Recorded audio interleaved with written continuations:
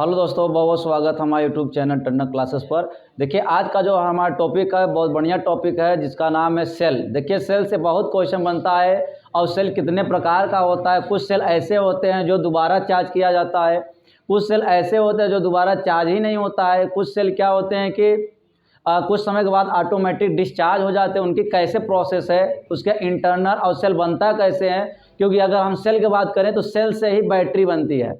अगर हम सेल के बारे में स्टडी कर लेते हैं तो वहाँ ही आपकी बैटरी का स्टडी हो जाता है। मैटर करता है एक सेल, अगर जब अनेक सेल हो जाते हैं, अनेक सेलों को जो हम श्रेणी क्रम में जोड़ देते हैं तो वहीं हमारी बैटरी लॉन्च हो जाती है। जैसा कि आपको जानते हैं जो हमारी सेल होते हैं, अगर 3 वोल्ट का 3 सेल ले लिए उसको हम श्रेणी क्रम में जोड़ देंगे तो 3 चौक 12 वोल्ट हो जाता है। तो श्रेणी क्रम में हमारी वोल्टेज दुगना हो जाता है, जितने से आप जोड़ेंगे सब में जुड़ता जाएगा।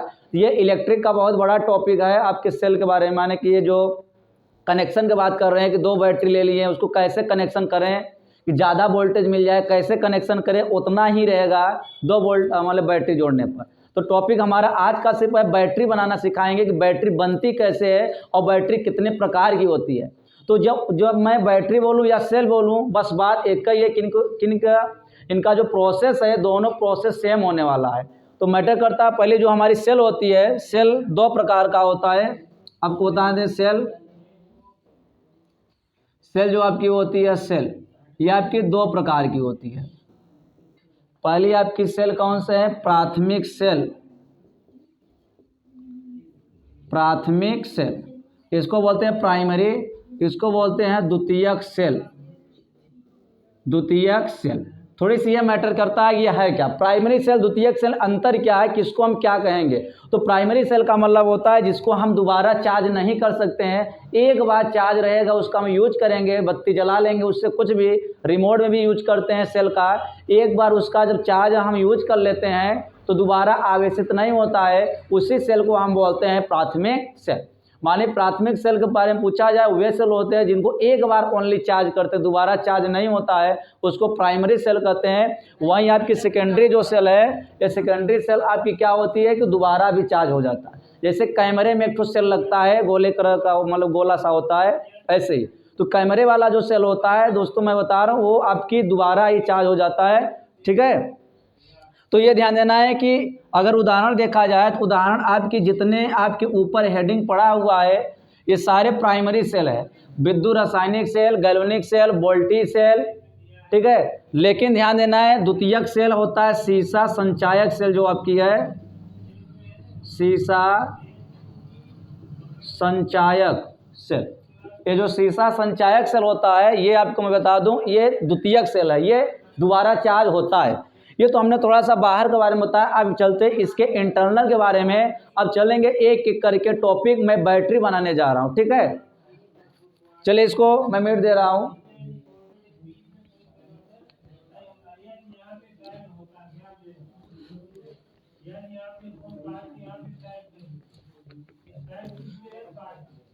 बात न करे तो बेटर रहेगा। चल देखिए, अब ये ध्यान देना है कि अभी कल मैंने इलेक्ट्रोलाइसिस के बारे में थोड़ा बता रहे थे, विद्युत अपघट्ट के बारे में बता रहे थे, इसके बारे में थोड़ा सा जान लेते हैं। विद्युत अपघट्ट, विद्युत अपघट्ट और दूसरा आपको बता दें विद्युत अनपघट्ट। विद्युत अनपघट्ट, ये ध्यान ऐसे अनपघट्ट बोलते हैं, यह नहीं रहेगा, ठीक है, वो ऐसा लगता है यह रहेगा विद्युत अपघट्ट, विद्युत अनपघट्ट। हाँ यहाँ लगा देते हैं, ठीक है। ये ध्यान देना ये टॉपिक क्या है, कल बताए थे ना। विद्युत अपघट्ट का मतलब होता है, अपघट्ट का मतलब होता है विलयन सॉल्यूशन रहेगा, उनमें विद्युत धारा का प्रवाह होगा तो विद्युत अपघट्ट कहलाती है, विद्युत धारा का प्रवाह नहीं होती तो विद्युत अनपघट्ट कहलाती है। जैसे अगर देखा जाए NaCl का मैं विलयन ले लेता हूँ नमक का, जैसे अगर देखा जाए NaCl का अगर विलयन ले ले सॉल्यूशन, तो ये ध्यान देना है कि ये विद्युत अपघट्ट के अंदर आएगा। लेकिन यहीं अगर मैं चीनी का विलयन ले लूँ, चीनी या ग्लूकोज, अगर ये सब का हम अगर विलयन लेते हैं तो विद्युत अनवघट्ट आता है। विद्युत अपघट्ट का मतलब होता है जिनमें विद्युत धारा का प्रवाह हो जाता है। विद्युत अनवघट्ट का मतलब होता है जिनमें विद्युत धारा का प्रवाह नहीं होता। लेकिन यहीं से रिलेटेड एक पॉइंट और आ जाता है, जैसा कभी कभी देखते हैं जो आपकी चालक होती है दो प्रकार का होता है, धात्विक चालक होती है, एक आयनिक चालक होता है, विद्युत अपघटनीय चालक होता है। तो धात्विक चालक मतलब जैसे तार हो जाते हैं, हमारे तार में जो विद्युत धारा का प्रवाह होता है उनमें मेन जिम्मेदार जो होता है मुक्त इलेक्ट्रॉन होता है। लेकिन जैसा कि अगर देखा जाए विद्युत अनवघट्ट जो होते हैं, जैसे अगर ये आपको आयन में टूटेगा तो Na+ और Cl-, जो आयन में टूट जाता है वही विद्युत अनवघट्ट होता है। जैसे अगर देखा जाए यूरिया का विलयन विद्युत अपघट्ट है नहीं है। क्यों? क्योंकि NH2CO NH2 ये आपके आयनों में नहीं टूटता। जो यौगिक आयन में नहीं टूटेगा वो विद्युत अनवघट्ट यौगिक कहलाता है।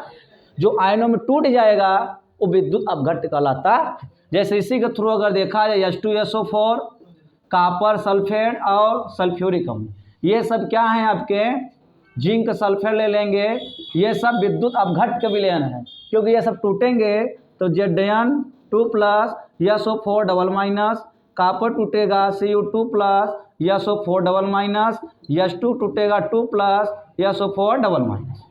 क्लियर है? स्क्रीन सा लीजिए। अब चलते हैं बैटरी को। ये हमको थोड़ा बाहर से बताना जरूरी था, क्योंकि बाहर से नहीं जानोगे तो आपको ऑटोमेटिक नहीं समझ। स्क्रीन सा लीजिए, आगे बढ़ते। चलिए अगला हमारा जो टॉपिक है यहाँ है, देखिए मैटर करता है धातु की छड़ और इलेक्ट्रोड में थोड़ी सा अंतर। रॉड का होता है, धातु की छड़ होती है।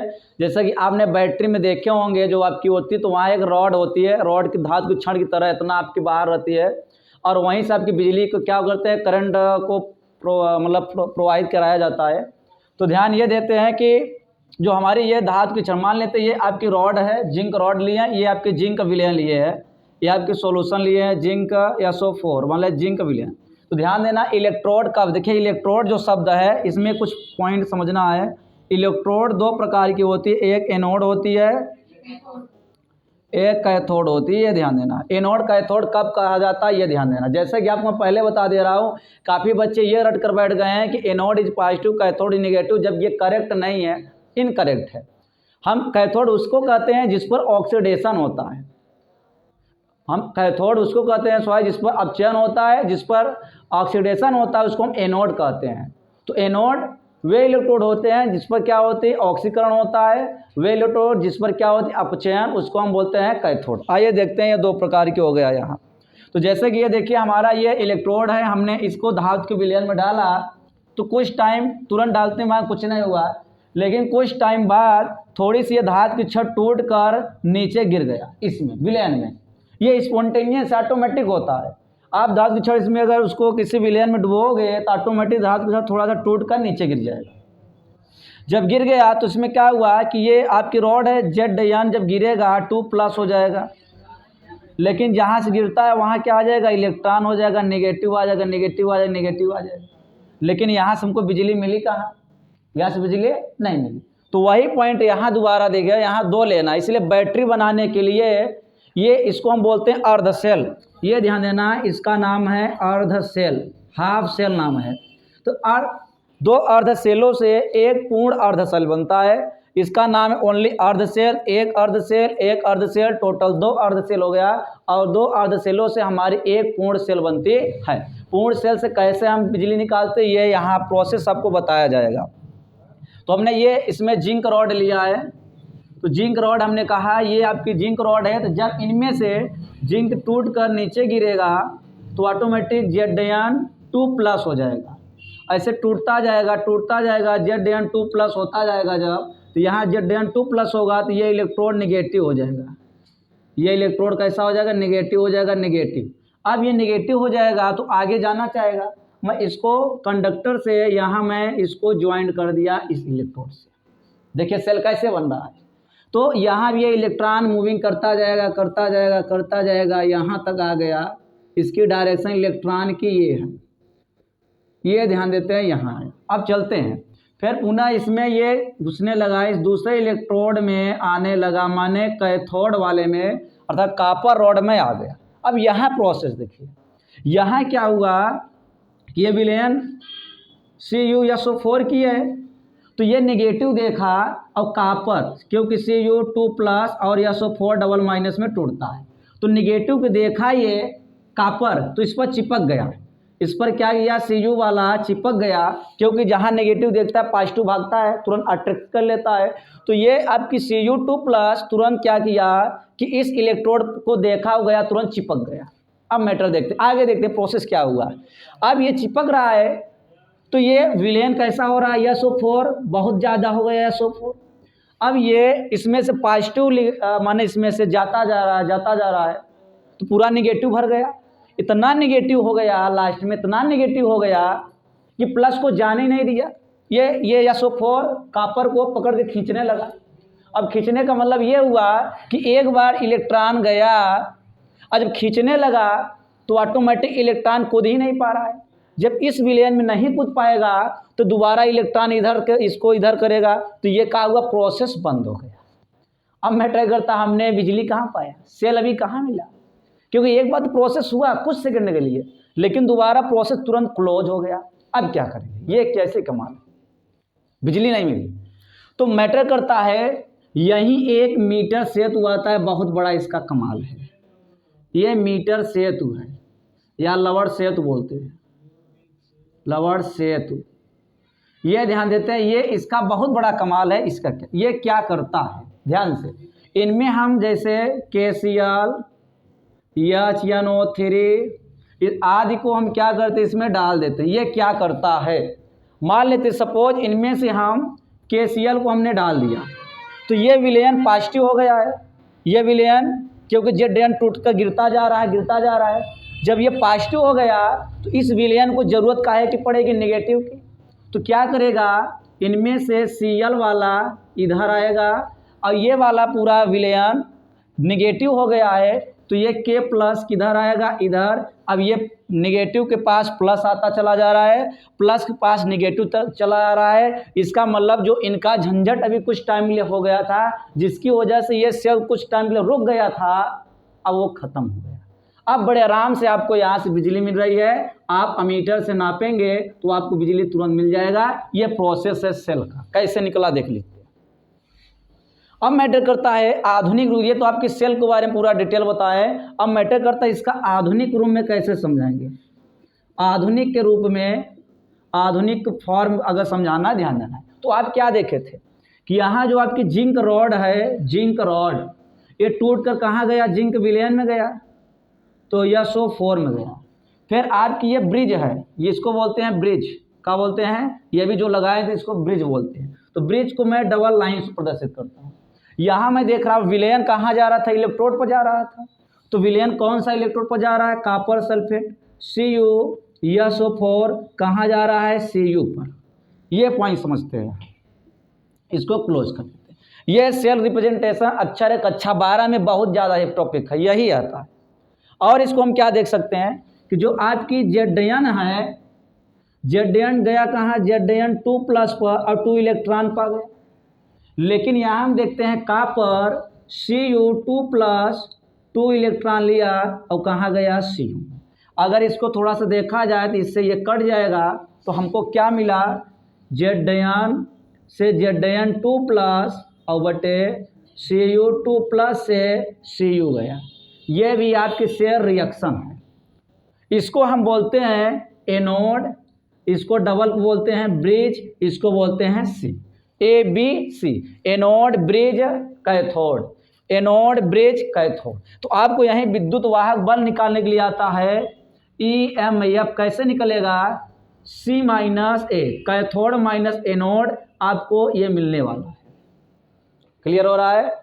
तो यहाँ आपकी यही प्रोसेस सेल के बारे में बताया जाता है। क्लियर हुआ, स्क्रीन शॉट लेते हैं, आगे बढ़ते हैं।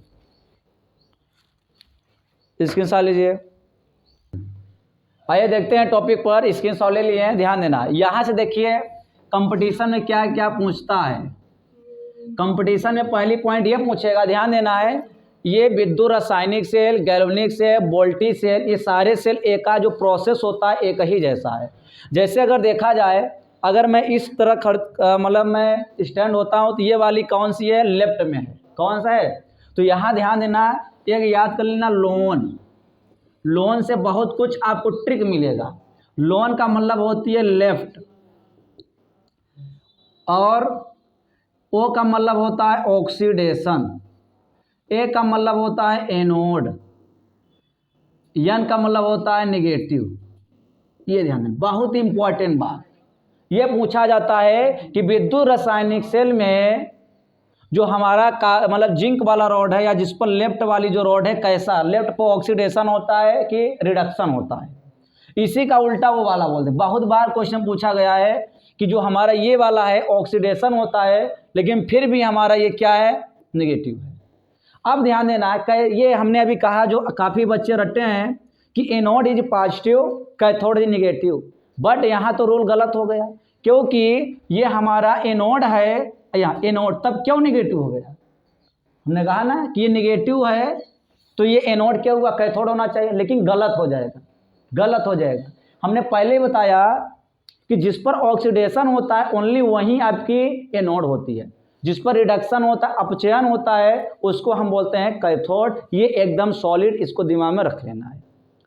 तो ध्यान देना, यहाँ से क्वेश्चन ये पूछा जाता है कंपटीशन में, लोन का मतलब ये ध्यान देना है, left oxidation, anode negative. Clear हुआ? तो यहाँ से क्वेश्चन जितने प्रकार चाहिए, इस पर न्यूमेरिकल आएगा, इसमें कंसंट्रेशन देता है और नर समीकरण से लगता है, तो नर समीकरण अच्छा वारम होने वाला है। बस हमारा यहाँ टॉपिक यही था कि सेल के बारे में अच्छे ढंग से बताना, ठीक है? नोट कर लीजिए, नोट कर लीजिए इसको।